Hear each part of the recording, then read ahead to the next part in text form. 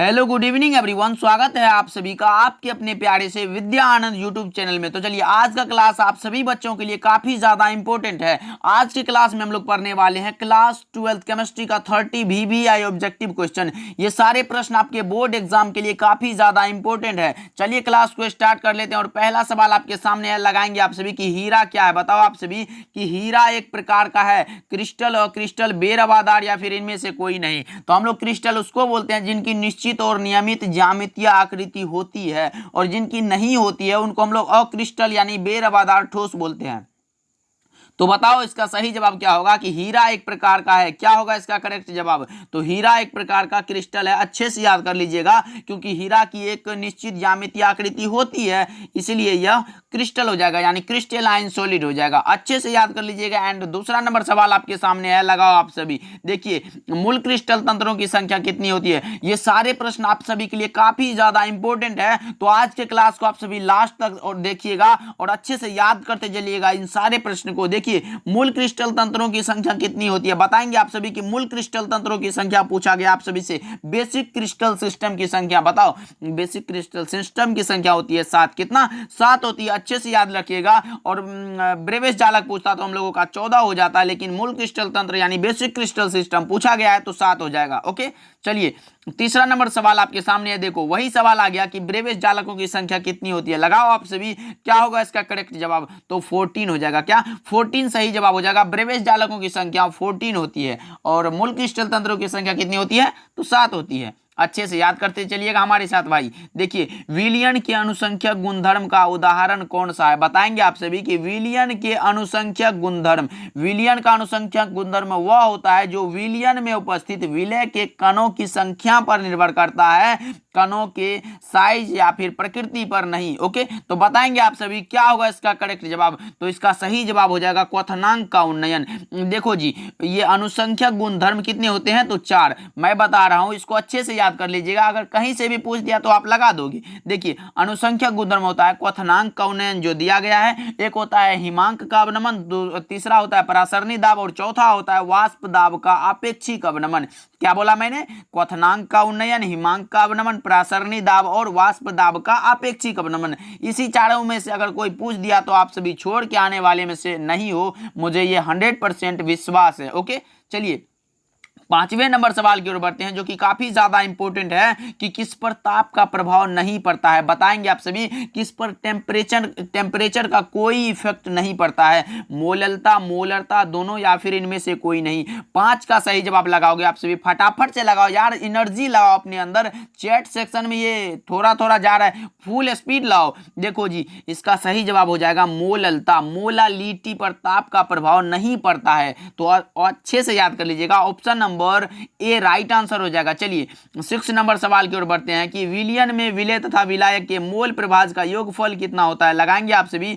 विलियन में विलय तथा विलायक के मोल प्रभाज का योगफल कितना होता है? 1 होता है जी। Option number B right answer हो जाएगा, 1 हो जाएगा। चलिए अगले प्रश्न की ओर बढ़ते हैं कि रासायनिक अधिशोषण अभिक्रिया है। बताओ आप सभी, रासायनिक अधिशोषण कैसी अभिक्रिया है? उत्क्रमणीय, अनुत्क्रमणीय, बहुलीकरण या फिर इनमें से कोई नहीं। तो बताएंगे आप सभी, यह होता है irreversible. Option number B right answer हो जाएगा, अनुत्क्रमणीय होता है। रासायनिक अधिशोषण कैसा होता है? अनुत्क्रमणीय। लेकिन भौतिक अधिशोषण अगर पूछ देता तो हम लोग लगाते उत्क्रमणीय, लेकिन रासायनिक अधिशोषण है ना जी, अनुत्क्रमणीय यानी इरिवर्सिबल हो जाएगा।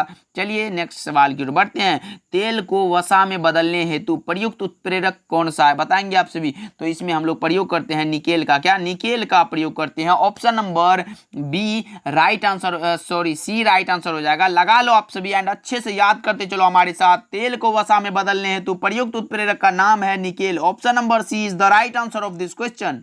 ओके, चलिए अगले प्रश्न की ओर बढ़ते हैं, जो कि काफी ज्यादा इंपॉर्टेंट है। और आज के क्लास में आप सभी हमारे साथ लास्ट तक बने रहिएगा भाई। काफी ज्यादा खास क्वेश्चन आपके बोर्ड एग्जाम के लिए।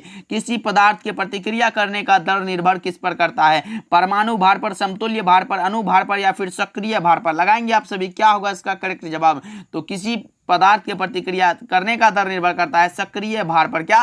सक्रिय भार पर। Option number D right answer हो जाएगा। लगा लो आप सभी, एक्टिव वेट पर। ओके, चलिए option D is the correct answer. चलिए सामान्य ताप एवं दाब पर किसी गैस के एक मोल का आयतन कितना होता है? लगाएंगे आप सभी।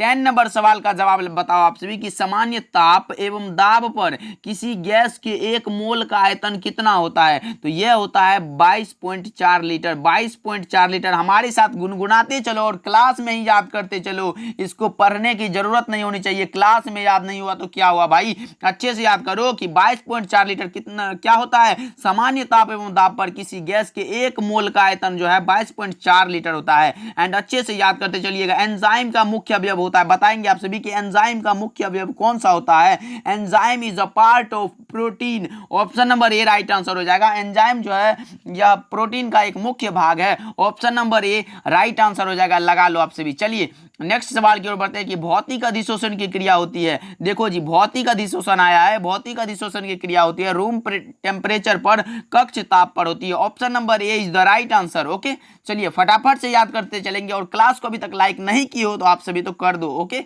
चलिए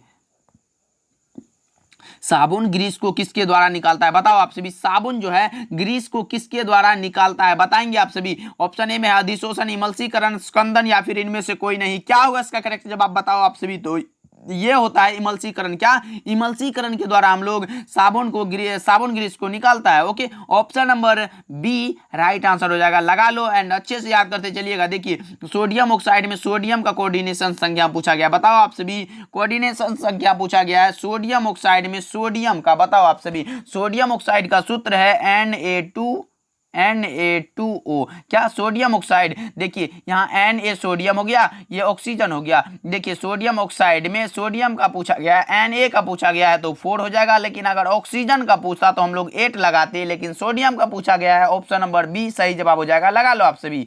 चलिए अगले प्रश्न की ओर बढ़ते हैं कि CsCl की संरचना कैसी होती है? लगाओ आप सभी। CsCl की संरचना, CsCl मतलब हो गया सीजियम क्लोराइड की संरचना पूछा गया है, स्ट्रक्चर पूछा गया है आप सभी से, बताओ आप सभी।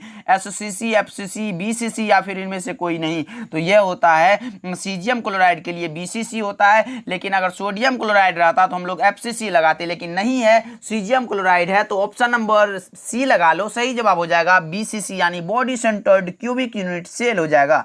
ओके, चलिए 16 नंबर सवाल आपके सामने। शॉटकी दोष के कारण ठोस के घनत्व में क्या परिवर्तन होता है? बताओ, बढ़ जाता है, घट जाता है, शून्य हो जाता है या फिर इनमें से कोई नहीं। तो ये भाई शॉटकी दोष के कारण जो है ठोस का घनत्व क्या होता है? घट जाता है। लेकिन फ्रेंकल डिफेक्ट में ऐसा नहीं होता है, वो अपवर्तित यानी परिवर्तित नहीं होता है, जैसा है वैसा ही रहेगा। तो option number B right answer हो जाएगा। चलिए FCC जालक में कितने परमाणु होते हैं? बताएंगे आप सभी। Atomic number of face centred cubic unit cell 1 2 3 4। क्या होगा इसका करेक्ट जवाब? तो ये परमाणु संख्या FCC में पूछा गया तो 4 हो जाएगा। ऑप्शन नंबर डी करेक्ट जवाब हो जाएगा, लगा लो आप सभी एंड अच्छे से याद करते चलिएगा। देखिए ट्रांजिस्टर सेटों के निर्माण में प्रयुक्त होने वाला तत्व कौन सा है? बताएंगे आप सभी कि ट्रांजिस्टर सेटों के निर्माण में प्रयुक्त होने वाला जो तत्व है वो होता है सिलिकॉन। क्या? सिलिकॉन हो जाएगा, option number B right answer हो जाएगा। एंड अगले प्रश्न की ओर बढ़ते हैं। देखिए 10 नंबर सवाल, ये तो भाई 5 नंबर में भी पूछा जाता है आपके बोर्ड एग्जाम में कि प्रथम कोटि की अभिक्रिया के लिए वेग स्थिरांक की इकाई क्या होती है?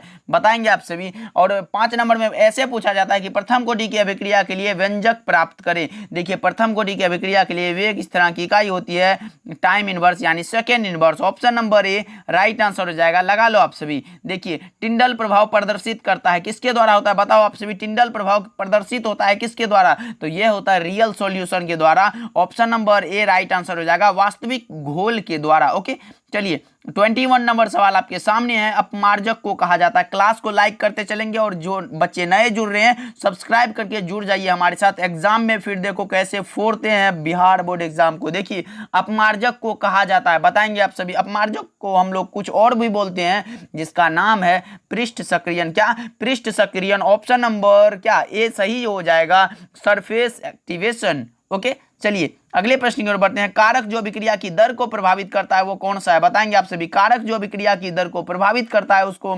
ताप भी करता है, दाब भी करता है, सांद्रण भी करता है। तो ऑप्शन नंबर डी लगा लो, डी राइट आंसर हो जाएगा, ऑल ऑफ एबव। ओके, चलिए शुष्क सेल का विद्युत वाहक बल पूछा गया है, शुष्क सेल के लिए पूछा गया है। तो हमेशा याद करना, अगर शुष्क सेल पूछ दिया तो आप लगाना 1.5 वोल्ट। कितना? 1.5 वोल्ट। अगर मरकरी सेल पूछा तो लगाना 1.35 वोल्ट। कितना? 1.35 वोल्ट मरकरी सेल के लिए, और शुष्क सेल के लिए 1.5 वोल्ट। अच्छे से याद कर लेना आप सभी। ओके, चलिए नेक्स्ट सवाल की ओर बढ़ते हैं कि मरकरी सेल का विद्युत वाहक बल। देखो वही सवाल आ गया, मरकरी सेल के लिए पूछा 1.35 volt. Option number C right answer हो जाएगा, लगा लो आप सभी। चलिए 25 नंबर सवाल की ओर बढ़ते हैं कि द्रवित NaCl के विद्युत अपघटन से कैथोड पर क्या मुक्त होगा? बताओ आप सभी, द्रवित NaCl के विद्युत अपघटन से कैथोड पर मुक्त होता है क्या? सोडियम हो जाएगा। Option number B right answer हो जाएगा, लगा लो आप सभी। एंड अच्छे से याद कर लेना कि कभी भूलना मत। ओके, चलिए समुद्री जल को किस विधि से लवणहीन किया जाता है? बताएंगे आप सभी कि समुद्री जल को किस विधि से लवणहीन किया जाता है? बताओ,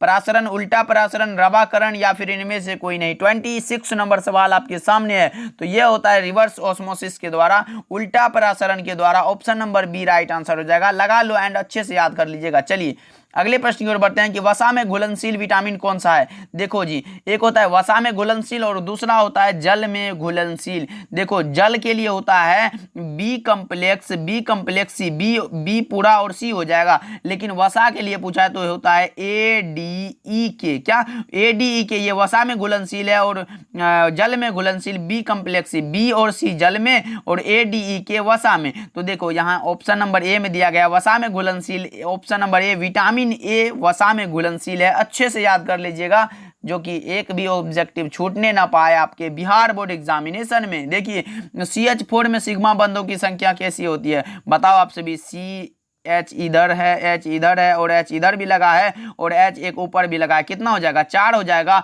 ऑप्शन नंबर ए लगा लो। CH4 में सिग्मा बंधों की संख्या 4 होती है। देखो शुद्ध जल का pH मान पूछा गया, बताओ आप सभी। पोटेंशियल ऑफ हाइड्रोजन, शुद्ध जल का pH मान क्या होता है? तो 7 होता है, लगा लो। ऑप्शन नंबर डी सही जवाब हो जाएगा। एंड याद भी करते चलिए हमारे साथ।